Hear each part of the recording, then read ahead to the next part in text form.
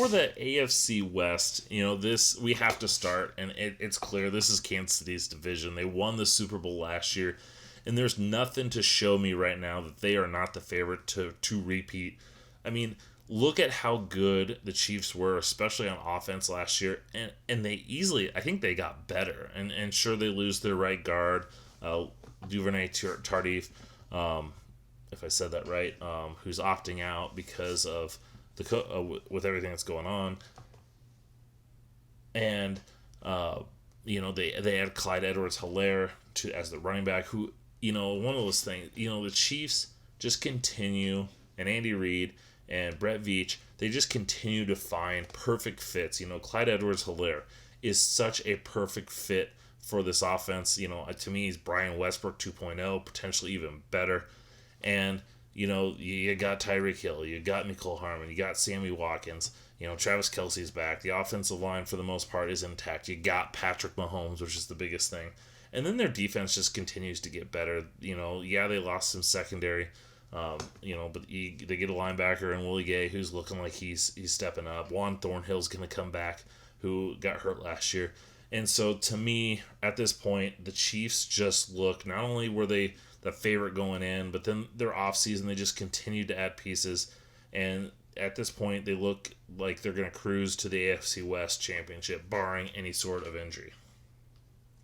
Now, the team that I think is behind them, I think this is a battle for two between the Los Angeles Chargers and the Denver Broncos. I think the edge goes to the Denver Broncos. And here's a team that kind of shined at the end of last season. The Broncos were one of those teams that you kind of like, they didn't have that great of a season, but they ended up finishing pretty well. Vic Fangio was getting that defense going. And then offensively, Drew Lock comes in after being injured for most of the year and comes in and lights some fire and really shows some promise. The former second-round pick, a lot of hype, a lot of potential that he could be the guy, their next franchise quarterback, someone they haven't had for a while. Cortland Sutton, the guy they took in the second round a few years back, has really kind of come into his own and has the makings of a star receiver. And then in free agents, in the draft, we think, okay, it's Vic Fangio. He's a defense guy. They need a linebacker. They need a corner. They're going to go out and get one of those guys. Nope, they went offense heavy. Jerry Jeudy in the first round, KJ Hamler in the second round. They've got Noah Fant that is continuing to develop. They draft Albert O from Missouri, another fast, athletic tight end. And here's a team that realizes, hey, we have to compete with the Chiefs. We're not going to shut them down. You're not going to shut down the Chiefs on offense. So for us to beat them, we trust Vic Fangio's defense. We trust that they the scheme, and they're going to get guys that fit that scheme, and they don't need to invest a ton of early picks in that because Fangio's going to coach them up, and then the scheme's going to work out. So we need the offense. It's a track meet against the Chiefs. We need guys that can keep up with that. And getting Jerry Jeudy, getting KJ Hamler, to go with Cortland Sutton, to go with Noah Fant. They got Phillip Lindsay. They've got Melvin Gordon. And so they've got the horses to be able to go. And so if Drew Lock can continue, if Drew Lock can pick up where he was at the end of last year and do that for a full season, the Broncos have a great shot at making the playoffs. A great shot. But that's putting a lot on a quarterback like Drew Lock. Think back to Baker Mayfield. Baker Mayfield, number 1 overall pick, comes in about mid-season. Freddie Kitchens becomes the offensive coordinator, and they hit, and he's going, and it looks like there's a ton of potential. And then year 2 comes, and Baker falls off. Now, Freddie Kitchens isn't coaching for the Broncos, but the thing that kind of put a pause and on the hype about the Denver Broncos is Drew Lock being the quarterback for a full season. Can he keep up the potential that we saw? If he can, I think they've got a legit chance to make the playoffs. If he has kind of those rookie jitters because he hasn't played a full season yet, they could struggle and once again just miss out on the playoffs, kind of picking that 15 to 20 type range. Now, the Chargers are the other team that I think have a chance to potentially make the playoffs, chance to push for that number 2 spot. the defensively, they've got one of the best defenses in the league. You know, you've got Joey Bosa, you've got Melvin Ingram, you've got Derwin James, you've got Casey Hayward, Desmond King. They've got all these pieces. They add Kenneth Murray, so that's just making the defense stronger. You know, they've added a few defensive tackles too. But then Derwin James gets hurt.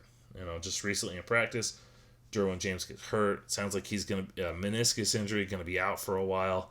That's a big blow. Luckily, they can put Desmond King into that spot. They've drafted safety recently out of Delaware.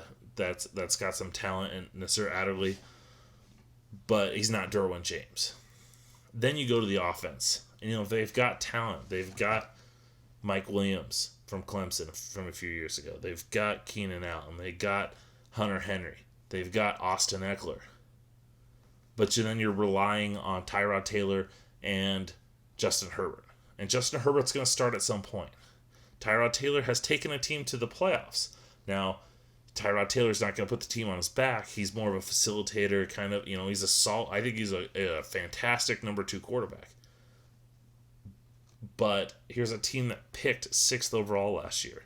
Can they get over that hump with, you know, Phillip Rivers had a terrible year last year. Is Tyrod Taylor better than that? Do they add enough pieces around him? Can Justin Herbert, when he comes in, elevate this team? And so that's the big thing to watch. I'm a huge Justin Herbert fan, and I think he's put up in a spot to have a lot of success. But that's a lot to ask for a rookie quarterback to do. And so, you know, hopefully they can, and they're going to try and dink and dunk. And I think that really fits well with what Herbert can do, and then go over the top to Mike Williams. So I think he's put up for success, but it's just like the situation with Drew Lock. Can he come in as a rookie? Can he come in as a young player and elevate this team? That's something to kind of keep an eye on. And last, we have the Las Vegas Raiders. And here's a team that's been kind of fascinating to watch, you know, since John Gruden and Mike Mayock came in. I love that they went out and got Henry Ruggs. Henry Ruggs wasn't my number 1 wide receiver in the draft, but he fits with what they want. They needed some juice to their offense. They needed some explosiveness. They needed some speed, and they didn't have that. And Henry Ruggs is to be able to come in that. Is he a true number 1? I don't know. I liked him as an elite number 2, just because he's got great speed. He can run routes. I always question the guys that can't go up and win those contested catches. And so, we see guys like Antonio Brown and Tyreek Hill. They can go up and get the ball. You don't necessarily see that at Henry Ruggs, and maybe he will see it. But he's going to help. The Raiders got a good foundation. They've got Josh Jacobs, a good running back. Henry Ruggs, if he can develop into an elite receiver, or at least a playmaking receiver. They got Darren Waller, who's one of the top tight ends in the NFL. So they've got some offensive talent. Las Vegas' success is going to come down to 2 things. Can Derek Carr bounce back? And I've been saying that for a few years. He had a MVP caliber season a few years ago, but since he got hurt, he has not been able to replicate that. He's kind of, every year we keep talking, are the Raiders going to take a quarterback? Are they going to take a quarterback? He's got to play for his job, and I know they got Marcus Mariota there. Mariota's another guy kind of like Derek Carr, where he's had some success, but never been able to truly replicate that. I think those two are going to be battling each other. I think Derek Carr is going to have a short leash, and he's got to go out and prove it. And so if they can get some consistent production out of the quarterback position, I think this offense has a chance to be, one of the better in the AFC. Now, then it relies on the defense. Can the defense continue? This defense has been a problem for, years, and they've invested a lot in it. Clelin Ferrell was a 4th overall pick. Jonathan Abram was a 1st-round pick. They've got Arden Key in there, Maurice Hurst. And so they've added all these pieces, but they just haven't had that success. They've got some free agents coming in, a linebacker. They're hoping their young corners can improve. But the defense just doesn't look like it's truly there. And I think that's going to be one of the reasons why the Raiders end up finishing 4th in this division. And I don't think they're a team that contends for that number 1 overall pick. I think they're more kind of like they were last year, picking, 12th, 13, they picked in that 12th last year. I think they're in that 10 to 15 type range, just because they've got a lot of pieces and they seem to be building in the right direction. They just seem like they're a quarterback away, or a quarterback and a couple pieces away. So maybe like another year or two if they continue this development from getting to the that next level.